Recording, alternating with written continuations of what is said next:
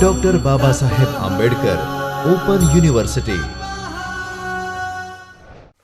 Namaskar student, welcome to the lecture series for the subject mobile operating system. I Dr. Himanshu Patel welcome you from the Chaitanya studio of Dr. Baba Saheb Ambedkar Open University. Let's begin with our agenda of today's lecture. In last 2 decades, the power of computing has changed. Nowadays, computers are becoming more powerful. The storage capacity and computing speed are extremely fast. Today's computer applications are becoming user friendly with fast processing capability. In this information age, everyone is concerned with the computer and its performance. Nowadays, computer with good speed is basic necessity of people. People do majority of their work with the help of computer. They use computer for online shopping, booking a railway or air ticket, account management, storing files and many more uses are there. Have you ever thought how all these work are done? How does the computer manage all the work given by the user without any errors? Well, how does the computer manage all the attached device or hardware with the help of user? In the beginning of computer era, the task to be performed by user were directly given to hardware. These made the uses of computer difficult as user had to know the architecture of computer system. Later on, various softwares were designed to assist the users. The software minimized the interaction of user with hardware, thus allowing users to perform all functionality easily. This software that operates the computer system is known as operating system or simply OS. An operating system which runs on computer is called generalized operating system, and we will use the term operating system or OS for any generalized operating system. An operating system is the first program that loaded into computer by a boot program. It manages all the applications run on the computer. An operating system acts as a layer between the user or application and hardware. It generally works in background without letting us know who is managing all hardware and application on computer. So, here we discuss layer of operating system. So, as shown in the figure, an operating system plays a role of intermediator between applications and hardware. Here, user gives input to the applications. Based on that, OS perform processing and get result with the help of hardware and transmit it back to application for delivering same to the user. An operating system can also be defined in the many ways. First of all, it is an integrated space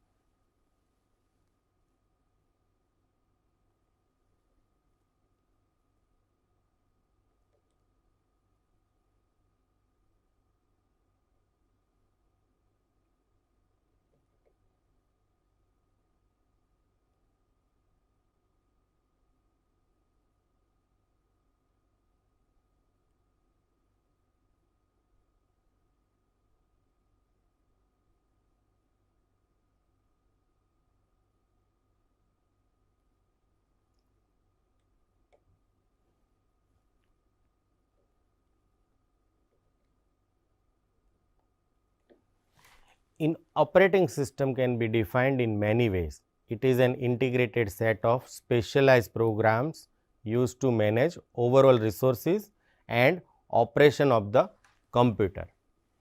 It is a software that acts as an interface between the user and hardware of the computer system. It is a software that provides working environment to the user's applications. It is a resource manager that manages resources needed for all the applications in the background. It is specialized software that controls, monitors and execution of all other applications that resides in computer. Now, let us discuss need of generalized operating system. Why we need operating system? To understand the need of operating system, we need to answer the questions raised here. Often while working with computer system, we might take faced question like, while storing the data on file, who is allocating memory to the file? Next question, who is mapping logical path of file to the physical location of file on hard disk? We may have question, today's computer can open and manage multiple windows at the same time. Who managing all windows? Then, who protect users data to unauthorized access by another users? While print command is given, who is transferring the data from file to printer? When any request is sent for the data from the network, who transfers data within network? Who provides the mechanism to transfer data between two applications, and who manages CPU and makes sure that there is not sitting idle or busy forever? Who schedules the processes for the CPU execution?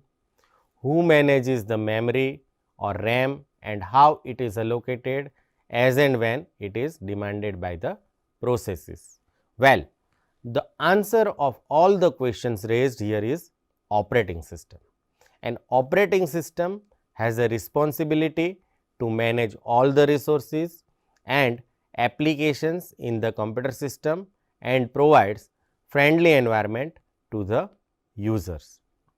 Now, let us try to find out objective of generalized operating system. In the journey of operating system development, the central theme is to keep in mind the convenience of the user. The objectives of the operating system may be stated as a convenience, which means main goal of the operating system is to provide convenience to its users. Operating system hides the complex mechanism of hardware handling from the user and provide a user friendly graphic user interface to its users. So, first is the convenience, second is efficiency. Operating system makes the computer system convenient to its user in an efficient manner. Operating system effectively manages all resources such as printer, hard disk, RAM, CPU. Operating system makes arrangement that each running application can get resources and when it is demanded. OS uses scheduling algorithm, so each application utilizes computer system resources at its optimum level. OS keeps track of who is running, who is using which resources, granting resources request and mediating conflicting requests from different program and users. The third objective is ability to evolve, and operating system should be constructed in such a way as to permit the effective development, testing and introduction of new system functions without interfering with existing services. So, these are the some of the objectives of operating system. Now, let us try to understand what are the functions performed by the generalized operating system. Now we have understood the need of operating system. Now it is time to discuss various functions of operating system. The functions can be divided into two parts, namely user view functions and system view functions. So one is from user point of view, another is from system point of view. Let us try to understand user view functions. The user view is a top down view function. It allows execution of the user's task on the computer system without knowing the complex hardware detail of the computer system. It provides a simple interface between application and the hardware. The user view functions are as discussed is error detection. So, first is error detection. A variety of errors can occur while computer system is running. These includes internal and external hardware errors such as memory errors or device failure or malfunction, and various software errors such as division by zero and inability of the OS to grant the request of an application. OS traces the error and prompts the error messages to the user. It also provides methods for debug and error detection. Second is coordination between application and users. The OS act as a coordinator between various kinds of application and its user. It coordinates assignment of compilers, interpreter, assemblers and other software to various users of the computer systems.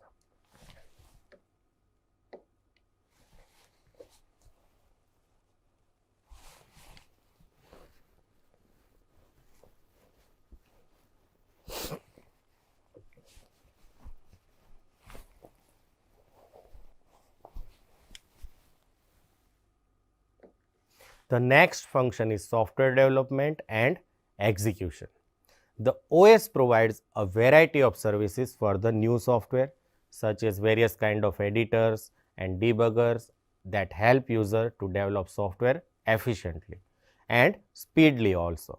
All software works on specific set of instruction. OS helps in patching and execution of these instructions. The next function is access to I/O devices. The input output devices has own set of instruction and control signals for operation. The OS converts the I/O device specific set of instruction and signal to uniform interfaces, so user can access such I/O device in a simple way. The next function is file access mechanism. The operating system provides a file access matrix. Each file has a specific rights of read, write or read, write for its users. The OS maintains the file access rights by various mechanisms to provide access to its user. In the case of system with multiple users, the OS may provide protection mechanism to control access to the files. The next function from user point of view is system access. The OS provides a protection method to its resources and data from unauthorized users and solves conflict for resource disputes. The OS has a control access as a whole and specific resource also. The next is a system view functions. We have discussed user point of view functions. Now we discuss what are the functions performed by operating system from system point of view. The OS performs the most of functionality in background, which is called system view function. Managing the hardware, application of CPU, memory management are done in background without the user knowledge. Therefore, from the computer system's point of view, the OS is a specialized program that controls the allocation and retention of all the resources in the computer system. The system view functions are memory management, which means each running software on computer system demands memory dynamically. The OS provides functionality for the memory management. The OS keeps track of the primary memory, like what part of it is in use, by whom, what part is not in use, etc., and allocates the memory when software requests it. The next function is processor management. Each running software acts as a process at a machine level. At a time, many processes stand in a queue to execute set of instruction. The OS provides scheduling mechanism to allocate the processor or CPU to process and retain the processor when it is no longer required. The third task or function is device management. The OS keeps track of all the devices attached with the computer system through the virtual machine manager or drivers.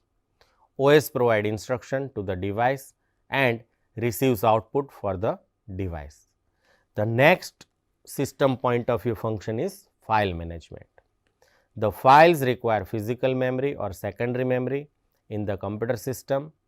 The OS allocates and retains the physical memory as file needs to be saved on hard disk.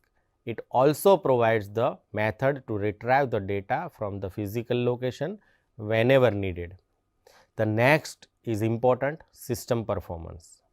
The OS keeps eye on the performance of the various attached devices. It records the delay between the request for a service and response from the system. So, these are the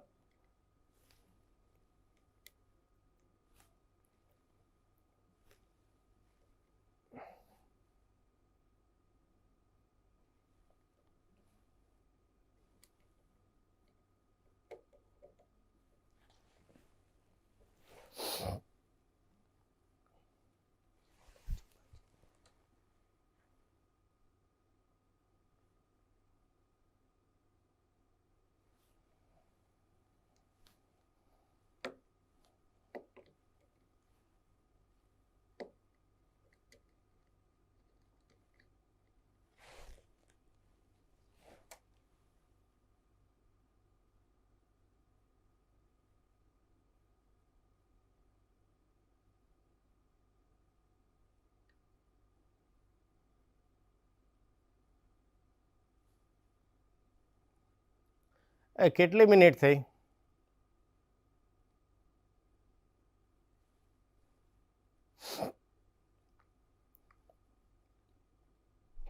કેટલી minute થઈ?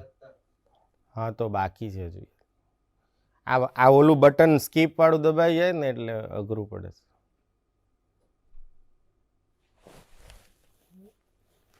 Cut કરી દીધું?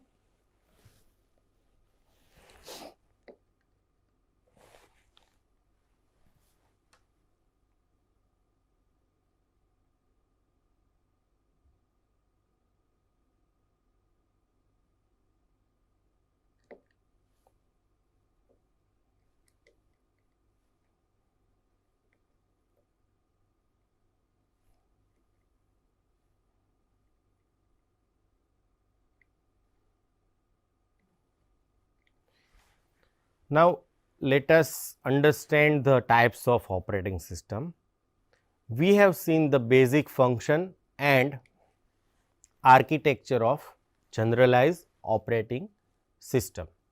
Today, a variety of operating system exists.